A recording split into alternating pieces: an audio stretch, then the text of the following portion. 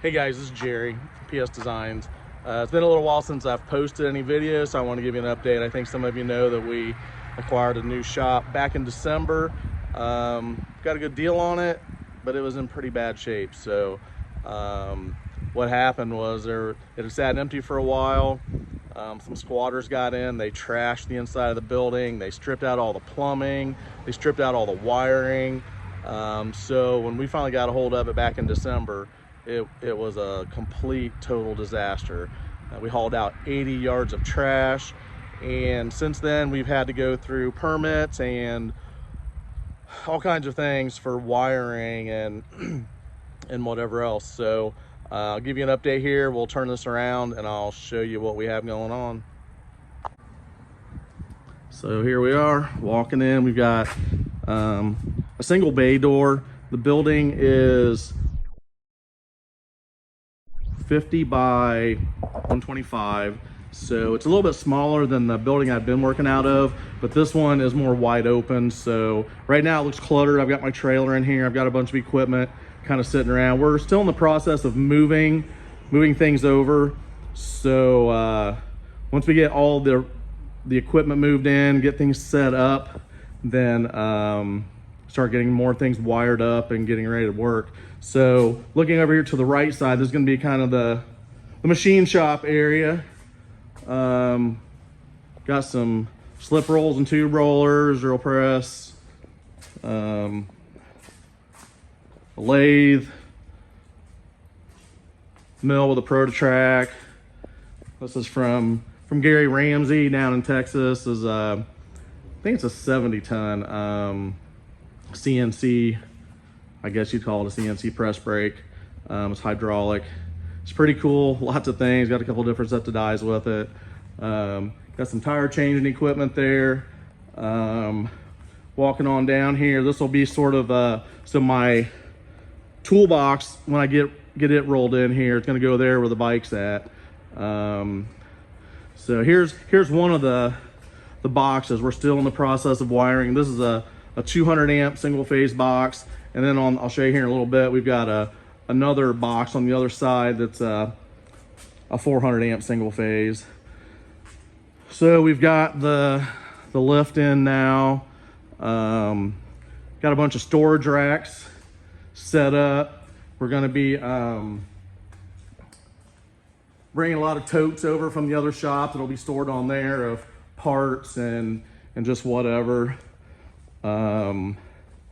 Some materials for things that I build and sell. Have a couple CNC routers. Back in this corner, more storage. Got a hydro dip tank I need to get filled up and get ready again. I've got a lot of woodworking equipment at the other shop. I'm going to try to put that back in this area, but up in there is two different offices that are about 15 by 25 each, and so we still have to drywall and wire and put lights and flooring and everything in there. This is another smaller office. Over here is a restroom. It was a 2-staller. We're going to make it a 1-staller because I don't think we're going to be double pooping in there. So utility room. This is just a metal table that we work on. 10-foot box pan brake. I've got some of the dies out of it right now because that's how I was moving it with the forklift, bringing it in here. But that's not where this is going to sit in its final destination. So it's going to have its own home. Right here, some skids of some sheet metal. The box is a crate with a new digital printer in it that will set up in one of the offices. And then at the other shop, I still have a 60-inch laminator that needs to get brought over. Back here in the corner is a pressure pot sandblaster. This crate right here, this is going to be the star of the show for what is going to happen in this building. It's called a Bentech Dragon. It's called an A400 if you want to look that up. What it is, it's a CNC plasma tube notcher. So after we get through walking through here, I'll kind of tell you what's going to happen in this building once it's all set up. It's got some stuff here. So this right here is a rack that I'm building right now. It's going to be a storage rack for DOM tubing, you know, 1 inch, 1 1/4 inch, 1.5 inch, 3/4, 2 inch. Still have to finish it up, probably take it outside and hose it with a big old can of that turbo Rust-Oleum stuff. Some more stuff here. I don't have water in the building yet. That's one of the things I still have to do is get the water turned on. So washing my hands out of some buckets that I refill with water. So this right here, I'll tell you what, if anybody's interested in this, this is an air compressor that was in the building when I bought the building. It's 3-phase. As I said, there was no electric in the building when I bought the building, but nothing seemed to be messed with when I disconnected all of the stuff from the wall. So if anybody's interested, I've got other air compressors. I don't need this one. If anybody's interested and they're close to Middletown, Ohio, hit me up. I'll let this thing go pretty cheap. Got some welders. Plasma table, 5x10 plasma table. It's got a water bed, but what we had to do to get out of the other building, had to take all the side rails off of it to get it out of one of the doors. So once I get this in its permanent position, it'll get reassembled and be ready to roll. It's got an 85 amp power max hypotherm. Back there in the corner, that's the 400 amp box I was telling you about. So we've got some decent amount of power in here now. This skid right here, this is my powder coat booth. When I designed and built that, it's all modular. So at the old shop, I was able to tear it down and compact that down into that small of a size on that skid. It's about 10 by 10 with about a 7 foot, 8 foot tall ceiling. This right here, come back down on this side. Got an air dryer. Not sure where this is going to go yet either. This is a 3-phase belt sander, metal belt sander. So this is the only 3-phase piece of equipment I have in the building other than my mill. My mill ended up putting a variable frequency drive on it since it was a smaller horsepower, and that's running fine. But this belt sander is a 20 horse motor, and you need about a 40 horse rotary phase converter to make that thing work. So anybody's got a 40 horse phase converter also, let me know. I'm on the lookout for something. Here's a powder coat oven that I started to work on before I left the other building and never got it finished. So it'll get finished up here pretty soon. This is I'll back up here. This is a 5x6x10 powder coat oven. Here's another powder coat oven that I built. This one's about, I don't know, 4x5 by 4 maybe, I don't know.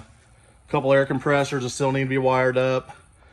But I've been putting in all of these disconnects. There's a 60 amp disconnect for the air compressor. There's a 100 amp disconnect for the powder coat oven, and my electrician's table of all my electrical stuff that I've been working on. So yeah, this is it. So what's going to happen in this building is I'm not going to quit making the parts that I make now that I sell online, but I'm kind of getting burnt out with them, dealing with some of the people that don't know how to install them and whatever. But so what's going to happen in this building is going to be a car chassis build. It's going to be an exoskeleton tube frame chassis. It's going to be a front engine LS based. So you buy the chassis from me, and then you finish building the car on your own. It's going to be considered a self-assembled when you go get it inspected to make it street legal. But front engine LS, put in whatever you want, 4.8, 5.3, 5.7, 6.0, whatever you want.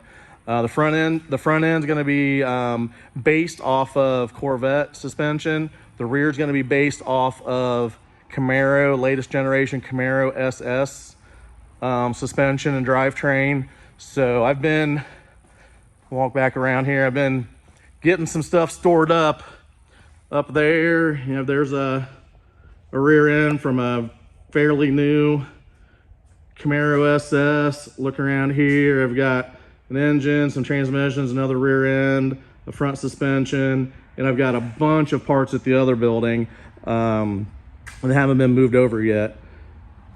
First car is going to end up with a 6-liter aluminum block LS2. It's going to be cammed. It's going to have a lot of upgraded goodies, dual valve springs, dual coil valve springs, trunnion rockers, BTR cam. Probably going to have a couple small turbos on it, but this car is going to be a tube frame chassis.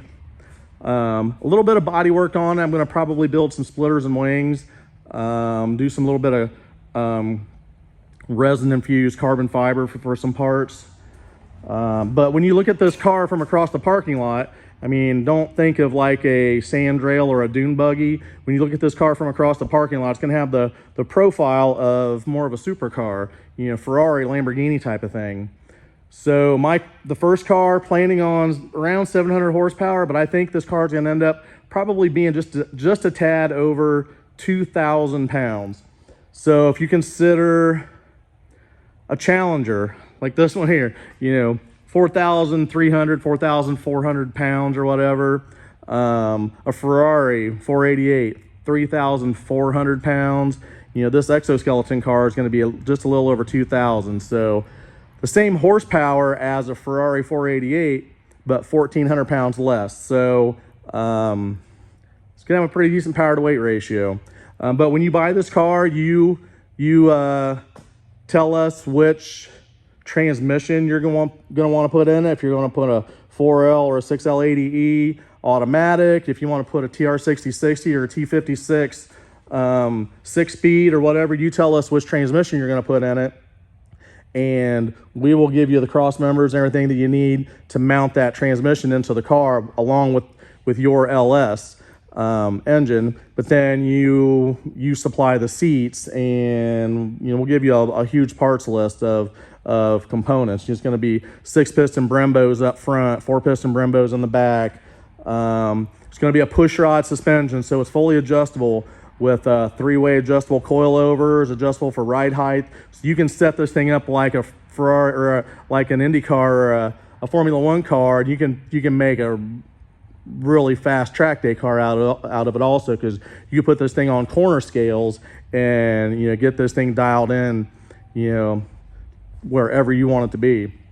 So that's the plan. It's going to be a 2-seater rear-wheel drive front engine LS. And so this is what the shop's getting ready for. We're going to do our own powder coating when we send out these chassis. You know, you tell us the color you want, we'll powder coat it. We'll probably build them up to the point of it possibly being a roller, but after that, it'll be up to you for everything else. Put the LS in it, you can go along with, you know, the standalone type Holley Terminator for wiring. You need your fuel cell, you're going to need windshield and lights and turn signals and seats and, you know, all that kind of stuff. But we're going to get it pretty close for you and have it all worked out so you can build this thing on your own and go have some fun with it. So